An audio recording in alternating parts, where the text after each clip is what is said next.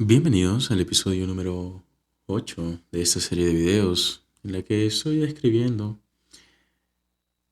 características de la estructura de manera que ustedes puedan comprender mejor la narrativa del gráfico y con ello tomar mejores decisiones. En este video voy a describir los ejemplos del market shift bajista, ¿sí?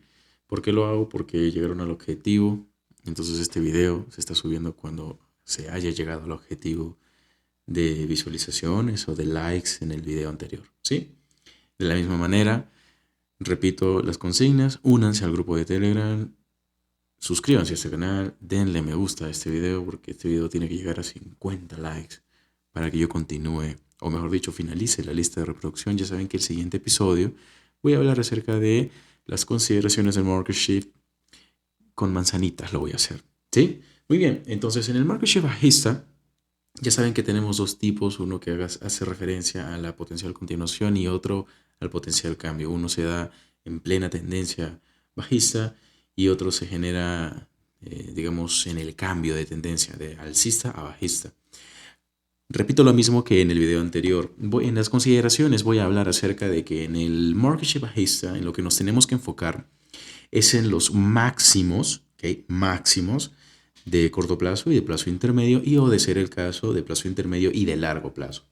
En este caso nosotros lo que deberíamos tener sería la neutralización de un máximo de corto plazo e inmediatamente un desplazamiento que me genere un mínimo de corto plazo también.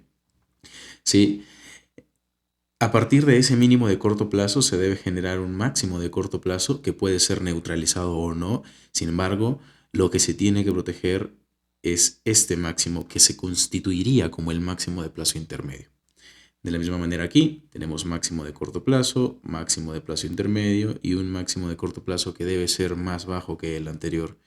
Hago referencia a los términos de corto plazo y de plazo intermedio con mayor regularidad debido a que mi enfoque al menos es que ustedes sean capaces de tomar decisiones prontas, o sea, rápidas. No les estoy enseñando para nada a hacer un trading que demore 8 meses en ver un resultado para una sola operación. No, no, no.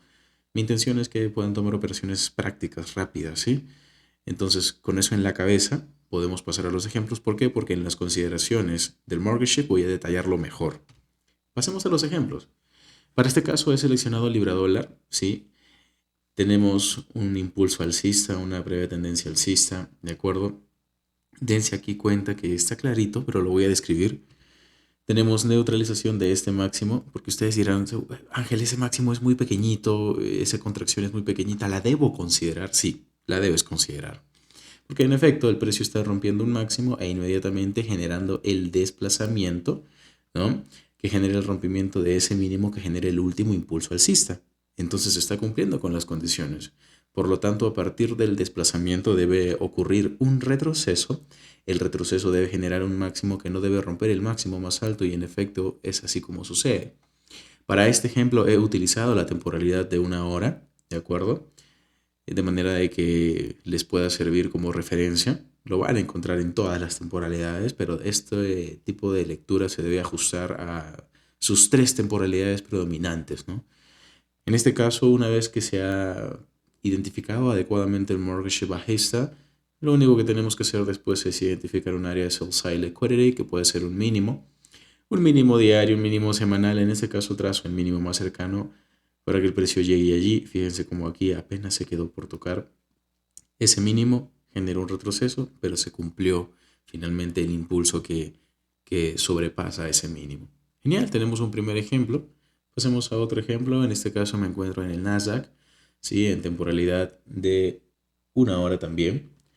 Ahora, tenemos clara tendencia bajista. La idea es que encontremos el segundo tipo de market shift que conocemos, porque en el primer ejemplo lo que hemos visto es cómo pasar de una tendencia alcista a una tendencia bajista, es decir, que el market shift bajista se genere en el pico de la tendencia alcista. En este caso, el market shift bajista no se ha de generar en el pico de la tendencia, sino en medio de la tendencia. Ahora, fíjense en este detalle. Nosotros tenemos esta vela bajista e inmediatamente una serie de velas que rompen el máximo de donde se origina ese aparente último movimiento bajista. Esto es lo que muchos considerarían como un market shift alcista y ok, vámonos para arriba. Sobre todo porque muchos caen en el error de tomar este mínimo, este máximo y decir, ok, estoy en un área de descuento, en un OTE, y toman su operación únicamente porque ven el OTE y el market shift, ¿sí? Y esto a veces no funciona así, o sea, no hay que ser tan... Si bien es cierto y lo he mencionado, hay que simplificar nuestro trading, pero se llega a la simplificación después de la comprensión del conocimiento y de la información que tenemos o con la información con la que contamos. ¿Sí? No es tan sencillo como, me aprendo solo tres cosas y ya, y le doy. No, no piensen así. No hay que ser tan conformistas en cuanto al conocimiento tampoco. Sí, porque si no vamos a caer en el error de colocar una operación en compra allí y pues nos va a salir muy mal. Ya saben que ese movimiento alcista ya lo hemos descrito simple, es un movimiento de neutralización y el verdadero desplazamiento se genera después. Es decir, que el precio cae y cuando cae y finaliza y rompe el mínimo anterior, entonces aquí tenemos la estructura del market shift bajista, porque en principio se está rompiendo el máximo y después se está rompiendo el mínimo. Entonces tenemos el desplazamiento bajista y por ende el retroceso no debe romper el máximo generado por el movimiento de neutralización. ¿Sí? Entonces lo que tenemos que hacer aquí o lo que podemos hacer aquí es básicamente considerar estos como máximos de corto plazo que se encuentran en medio o entre el máximo de plazo intermedio, siendo el segundo máximo de corto plazo más bajo que el máximo de plazo intermedio, que sería el que se tiene que respetar, y luego y posteriormente, por supuesto, el precio generando un movimiento bajista que va a por este mínimo, en el que probablemente muchos tienen sus stop loss, porque simplemente se reducen a colocar un Fibonacci y entrar en compra, y esto no funciona solo porque el Fibonacci lo diga, ¿de acuerdo? Hay que entender la narrativa del gráfico. En este video o en estos videos no me he enfocado en básicamente eh, transmitirles el cómo trazar niveles de soporte de resistencias de relevancia, de temporalidad mayor, para que a partir de ellos ustedes puedan visualizar el market shift. Si bien no lo he hecho como tal, pero es importante que lo consideren, sobre todo aquellos que ya están en un nivel avanzado. Primero se define el nivel de soporte y resistencia, que sea un nivel jerárquico. Esos niveles de soporte y resistencia les los voy a enseñar, no se preocupen. Y después se busca un market shift a partir de esos niveles, ¿no? Si el precio los entrega, si el precio los refleja, los utilizas y aplicas la técnica, pero si no tienes todavía el nivel de soporte y de resistencia, entonces vamos a simplemente reducirnos a buscar el patrón en el gráfico. Es todo lo que vamos a hacer por ahora. Todavía no estamos puliendo puntos de entrada, horario en el que debemos ingresar. Hay muchas cosas que nos falta aprender, así que no hay que entrar en desesperación. Pasemos a un siguiente ejemplo, un último ejemplo, sobre todo para que quede claro este tema del market shift en medio de la tendencia. Aquí también voy a señalar un market shift que se encuentra en medio de la tendencia. Seguramente ustedes ya ven uno, pero yo voy a trazar, a ver, uno que se encuentra un poquito más arriba. Fíjense en esta neutralización de este máximo. Estoy tomando el máximo formado por la mecha, aunque si considerara los cuerpos sería válido, por supuesto que sí. Inmediatamente nosotros tenemos la neutralización de este máximo. Tenemos un market shift que se compone de básicamente la neutralización del máximo y el desplazamiento que neutraliza el mínimo. Punto. Eso es lo único que hay que ver. Y que se genera obviamente después de que ya el precio ha generado un movimiento bajista, ¿no? Eh, Desde mucho más arriba. Esto lo deben tener en consideración a la hora de plantearse una potencial continuación de tendencia. Para eso utilizamos este tipo de market shift bajista. ¿De acuerdo? Luego nuestra interpretación, ¿cómo se ajustaría? De esta manera.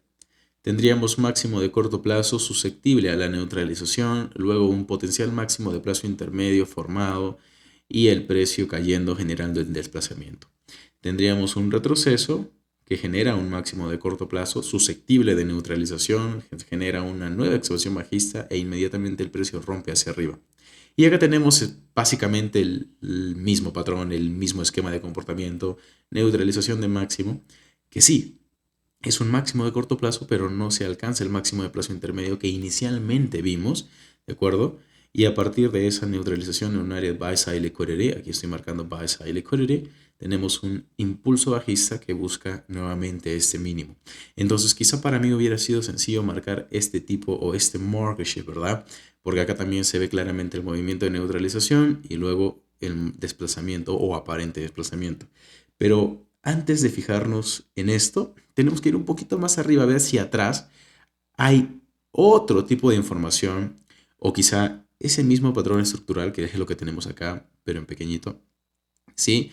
A partir del cual podamos asumir que desde allí comenzó. ¿Se me explico? Desde allí comenzó el movimiento bajista, o perdón, desde allí continuó, porque el movimiento bajista en realidad comienza desde acá, desde la neutralización de este máximo y luego la neutralización de este mínimo. Aquí se genera, digamos, el market shift que genera el cambio, el potencial cambio de tendencia alcista a bajista, y luego acá tenemos en efecto el market shift de continuación.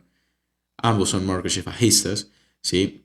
Pero como le he mencionado en el ejemplo anterior, para entender a partir de dónde se forman los market shift, lo que tenemos que tener claro en consideración son los niveles de, en este caso y para estos ejemplos, de resistencia, porque los market shift bajistas se van a formar siempre en resistencias, ¿de acuerdo?